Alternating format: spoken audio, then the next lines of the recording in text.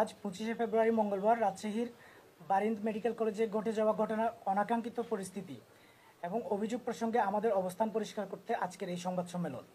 প্রিয় দেশবাসী, আপনারা জানেন জুলাই গণঅভ্যুত্থানে দেশের ছাত্র জনতার উপর গণহত্যার সাথে জড়িত আওয়ামী লীগের নেতাকর্মীরা বিভিন্ন প্রভাবশালী মহলের আশ্রয় প্রশ্রয়ে ধরাছোঁয়ার বাইরে থেকে যাচ্ছেন। বেশ কয়েকদিন ধরে নগরীর পদ্মা আবাসিকে অবস্থিত বারিন্দ মেডিকেল কলেজ থেকে আমাদের কাছে বেশ কিছু অভিযোগ আসতে থাকে। সেখানে আওয়ামী লীগের সাবেক পররাষ্ট্রমন্ত্রী শাহরিয়ার আলমের বাবা, যিনি শাহরিয়ার আলমের অবর্তমানে প্রতিষ্ঠানটির চেয়ারম্যানের দায়িত্ব পালন করছেন, তার আশ্রয়ে বেশ কয়েকজন আওয়ামী লীগের নেতাকর্মী সেখানে কর্মরত রয়েছেন। চলমান অপারেশন ডেভিল হান্টে আইনশৃঙ্খলা রক্ষাকারী বাহিনীকে সহায়তা করতে আমরা সেখানে তথ্য সংগ্রহ করতে চাই। এই প্রক্রিয়ার অংশ হিসেবে প্রতিষ্ঠানটির সচিব ভারপ্রাপ্ত তাজুল ইসলাম রনির সাথে যোগাযোগ করে আমরা প্রতিষ্ঠানের প্রিন্সিপাল চেয়ারম্যানের সাথে আলোচনায় বসি।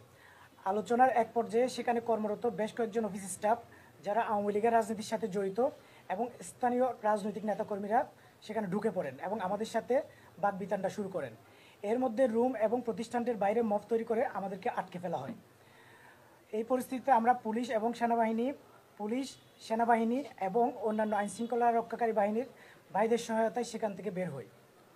এই ঘটনাকে ইস্যু করে ইচ্ছাকৃতভাবে আমাদের চাঁদাবাজ বানিয়ে সামাজিক যোগাযোগ মাধ্যমে প্রচার করা হয়, যা আমাদের দৃষ্টিগোচর হয়েছে।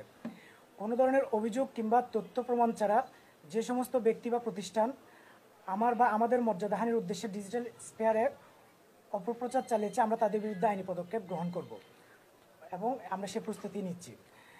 এবং একই সাথে আমরা এই ধরনের ন্যাক্কারজনক ঘটনায় ক্ষুব্ধ প্রতিক্রিয়া জানাচ্ছি এবং অনতিবিলম্বে ঘটনার সাথে জড়িত আওয়ামী লীগের নেতাকর্মীদের গ্রেফতারের দাবি জানাচ্ছি। আমরা সবার সাথে সেটা আলোচনা করিনি, তবে রাজশাহীর যে জেলা এবং বিশ্ববিদ্যালয় এবং মহানগর কমিটির সাথে আছে এরকম একজন, আমরা সবাই মিলে সিদ্ধান্ত নিয়ে সেখানে তথ্যগুলো সংগ্রহ করতে যাই। এবং আমাদের কাছে অভিযোগ ছিল যে ওই মেডিকেলে রোগী সাজিয়ে এবং অফিসার থেকে নিচের দিকে পোস্ট পর্যন্ত কর্মচারী সাজিয়ে বেশ কয়েকজনকে সেখানে আশ্রয় দেওয়া হচ্ছে এবং তাদেরকে সেখানে পুনর্বাসনের একটা চেষ্টা চলছিল। সেটার জন্য আমরা তথ্যগুলো জানতে চাই ওনার কাছে এবং আমরা গতকালকেও গিয়েছিলাম। সেদিন আমরা দেখা পাইনি, তাদের সাথে কথা বলতে পারিনি, সচিবের সাথে আমরা দেখা করে চলে আসি। আর আজকে আমরা বসে চেয়ারম্যান স্যারের রুমে সেখানে আমরা বসে বিষয়গুলো নিয়ে তাদের সাথে কথা বলছিলাম। এর মধ্যে 30 থেকে 40 জন মতো বাইরে থেকে ঢুকে ভিতরে আমাদের সাথে শারীরিকভাবে আমাদেরকে লাঞ্ছিত করে এবং ধাক্কাধাক্কি করে।